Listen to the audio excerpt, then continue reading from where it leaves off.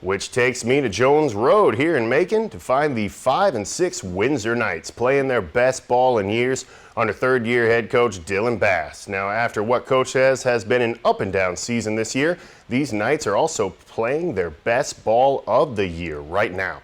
After winning their season opener 32-8, the Knights' confidence was high until they dropped 4 straight. That's when junior captain QB Heath Woodard was asked to step in at QB, and the whole season changed from there. Now Windsor has won 4 of their last 6 contests, including 2-1 in region, as well as a first-round playoff win over Augusta Prep, where Woodard has thrown for almost 2,000 passing yards on the season, 1,300 of those coming in the last 4 matchups alone. He got himself back of the week at Macon Touchdown Club 2 weeks ago for having almost 500 yards and 6 TDs in their 51-point win. Old QB senior captain Dawson Sims isn't riding the bench, though. Sims now leads the team in receiving and rushing yards with over 1,200 total yards from scrimmage to go along with 13 total touchdowns. And senior captain Mr. Do-It-All himself, Santiago Santa Medina, who also had Macon Touchdown Club honors this past week, has 600 receiving yards on offense, 2 interceptions on defense, and a 47-yard field goal on the year, as well as several made PATs as kicker, also playing punter. Man, he's a do-it-all guy, a 3-phase kind of guy you like to see on your team, and coach says he's an absolute weapon. With all of this, Bass tells me he's just happy to have made it this far. Man, it's been a roller coaster, to be honest with you. We started out the year very rocky.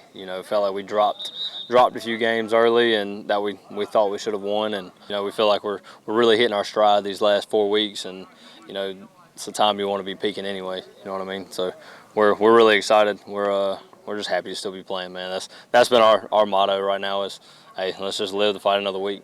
Best way to put it, this has been the best our team has put everything together. Like, we've had like little spurts of like great offense here and then great defense here, and then it just keep going back and forth. But I think really we've brought it together these last few games. I think that it's Windsor versus everybody. This is a good time to get hot, and we're getting hot now. So yes, sir. Well, this Knight squad now looks to build momentum off their 3-game win streak as they head to Sandersville to battle the #1 seed and reigning AA state champs, Brentwood. The motto this playoff run has been to only worry about each other, no matter who these Knights are facing. Coach says he wants his guys to do just that while playing with passion and that same never say quit attitude come Friday night in the most important game of this season.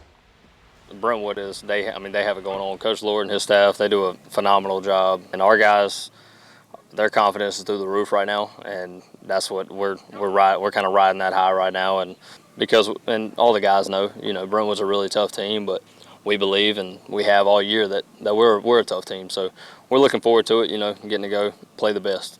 If we could have been at our peak since the beginning, we'd be right there with Brentwood. I think now that we're at our peak, we could have like a really good matchup this Friday. At the beginning of the year, I just felt I felt a lot more pressure, like I wanted to do so well. But I knew, like, I get the ball to my playmakers, they're going to make plays for me. So, and that's been my approach for the past, couple games. Well, Coach Bass now tells me he wants to start fast, make sure they spread the ball out, and get their playmakers in space, something they have been excelling at in the last few weeks, and will need to do just that against a fast Eagles defense.